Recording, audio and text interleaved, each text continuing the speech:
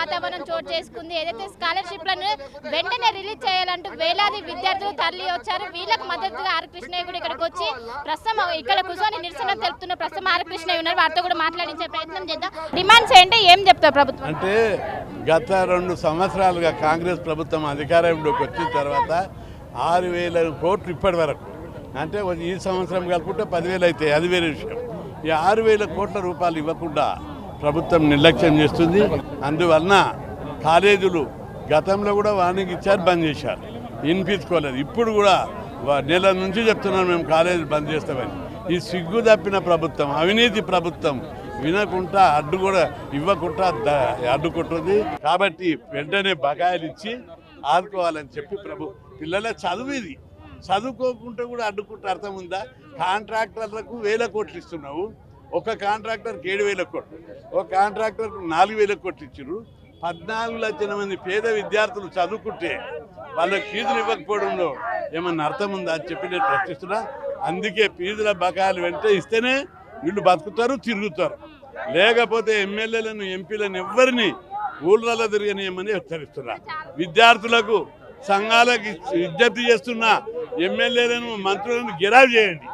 So చూసుకోవచ్చు, మొత్తం మీద పెద్ద ఎత్తున ఒకవైపు ఉద్రిక్త వాతావరణం చోటు చేసుకుంటుంది. ఇప్పటికే హరికృష్ణ కావచ్చు, ప్రతి ఒక్కరు కూడా తరలి వచ్చి ఇంకోవైపు చాలా కాలేజీలో బంద్ కొనసాగుతుంది. అటు దేవసేన పైన కూడా చాలా వరకు ఆందోళన వ్యక్తం చేస్తారు. ఏమంటారు ఈ వ్యవహార శైలి పైన? అంటే ఇప్పుడు ఫీజుల బకాయిలు ఇవ్వడం ప్రభుత్వానికి భారం కాదు.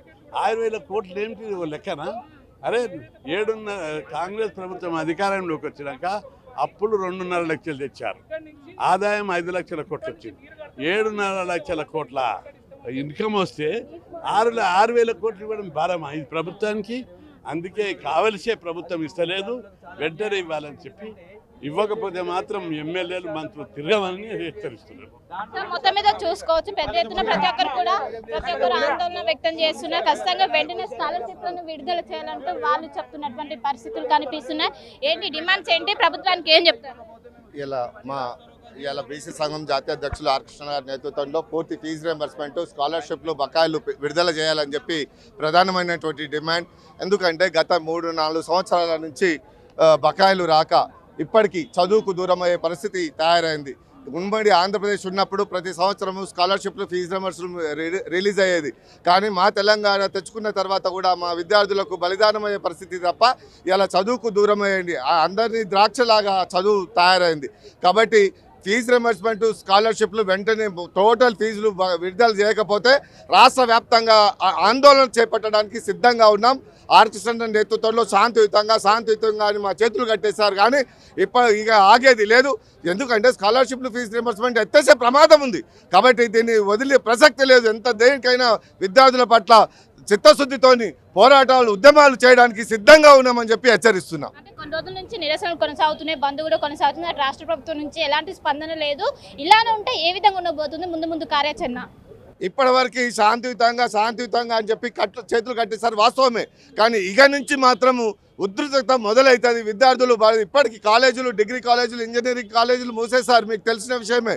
కానీ ఇక మూసేసినటువంటి విద్యార్థులు కూడా ఇండ్ల నుంచి రోడ్ల మీదకి వచ్చి పెద్ద ఎత్తున ఉద్యమాలు చేపట్టడానికి సిద్ధంగా ఉన్నామని చెప్పి డిమాండ్ చేస్తున్నాం. చూసుకోవచ్చు, మొత్తం ఒక ఉద్రిక్త వాతావరణం చోటు చేసుకుంది. ఇటు పెద్ద ఎత్తున విద్యార్థులు తరలి వచ్చి వెంటనే స్కాలర్షిప్ విడుదల చేయాలంటూ వాళ్ళు పెద్ద ఎత్తున నినాదాలు చేస్తున్నటువంటి పరిస్థితులు. హయ్యర్ ఎడ్యుకేషన్ మాసప్ ట్యాంక్లో ఉన్నటువంటి హయ్యర్ ఎడ్యుకేషన్ దగ్గర వందలాది సంఖ్యలో ఇటు విద్యార్థులు తరలి వచ్చి వెంటనే రిలీజ్ చేయాలంటూ కూడా వాళ్ళు పెద్ద ఎత్తున ఆందోళన వ్యక్తం చేస్తున్నటువంటి విజువల్స్ మనం చూసుకోవచ్చు. వెంటనే విడుదల చేయాలంటూ గత కొన్నేళ్ల నుండి పెండింగ్లో ఉన్నటువంటి స్కాలర్షిప్లను విడుదల చేయాలి. ఇప్పటికే చాలా వరకు ప్రైవేట్ కాలేజీలు బంద్ చేశాయి.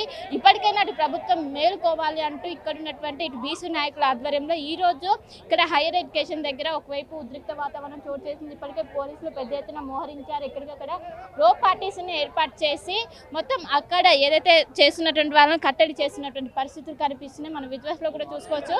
పెద్ద ఎత్తున వస్తున్నారు. పెద్ద ఎత్తున వచ్చి వీళ్ళందరూ కూడా వ్యక్తం చేస్తున్నారు. ఏంటి ఒకవైపు బంద్ కొనసాగుతుంది, అయినా ప్రభుత్వం నుంచి స్పందన లేదు. ఏ విధంగా ఉండబోతుంది కార్యాచరణ? ఇటు విద్యార్థుల భవిష్యత్తుకు ఏం భరోసా ఇస్తారు? మా మొదటిది కానీ చివరి డిమాండ్ కానీ విద్యార్థుల గురించి 8,500 కోట్ల బకాయిలు చెల్లించడమే. కాంట్రాక్టర్లకు ఏదైతే వీళ్ళు ముందస్తుండి వాళ్ళకి ఏదైతే కమిషన్ల గురించి వీళ్ళు కకృతి పడి వాళ్ళకి బడ్జెట్ రిలీజ్ చేస్తున్నారు, కానీ అదే విద్యార్థులకు నెక్స్ట్ జనరేషన్ ఏదైతే స్టేట్ని కానీ నేషన్ని కానీ రూల్ చేసే గవర్నమెంట్ని రూల్ చేసే స్టూడెంట్స్ వీళ్ళందరూ next they will be in good positions. Like ఏంది గవర్నమెంట్ ఉద్యోగాలు కానీ, లాయర్లు కానీ, ఏంది సైంటిస్టులు కానీ, ఏంది శాస్త్రవేత్తలు కానీ, ఇండస్ట్రియలిస్టులు కానీ, ఎంటర్ప్రినర్స్ కానీ ఎంతో భవిష్యత్తు ఉన్న వాళ్ళను అధ్యంతరంగా ఏదో ఒక కుట్ర చేసి బీసీ ఎస్సీ ఎస్టీ మైనారిటీ పిల్లలు ఉంటారు ఇందులో, వీళ్ళకు ఫీజు బకాయిలు ఆపేస్తే వీళ్ళు ఒక మనోవేదకు గురై వీళ్ళు నెక్స్ట్ హైయర్ ఎడ్యుకేషన్కి వెళ్ళకుండా వీళ్ళని ఇక్కడే స్లాబ్ చేసి వీళ్ళని ఇక్కడే వాళ్ళని అంటే ఇది మెయిన్ ఎజెండా ఏంటంటే బీసీ ఎస్సీ ఎస్టీ మైనారిటీ పిల్లలను ఫైనాన్షియల్లీ ఎకనామికల్లీ వాళ్ళని ఎప్పటికీ బిలో పవర్టీ లైన్ ఉంచడమే ఈ ప్రభుత్వ లక్ష్యంగా మాకు అనిపిస్తుంది. లేకపోతే ఇమీడియట్గా ఇప్పటి వరకు ఏంది 2.5 లక్షల కోట్లు అప్పు తెచ్చిపెట్టిన ప్రభుత్వము 6,500 కోట్లు కూడా అట్లనే అప్పు తెచ్చి వీళ్ళకి ఇచ్చేసి అయిపోతుంది కదా, మీకెందుకు ఏంది చెడ్డ రిమార్క్ అని మేము డిమాండ్ చేస్తాం. అందుకు కొనసాగుతుంది. విద్యార్థుల భవిష్యత్తు పైన దీని ఎఫెక్ట్ పడుతుంది అంటారా? 100% కదా, 100% స్టూడెంట్స్, నేను అదే చెప్తున్నా, వాళ్ళకు మెంటల్ స్ట్రెస్తో పాటు వాళ్ళకు రేపు కావాల్సిన కాంపిటేటివ్ ఎగ్జామ్స్ అని దేనికి ప్రిపేర్ కాకుండా వాళ్ళ లైఫే ఒక పెద్ద డివాస్టేషన్ చేస్తారు.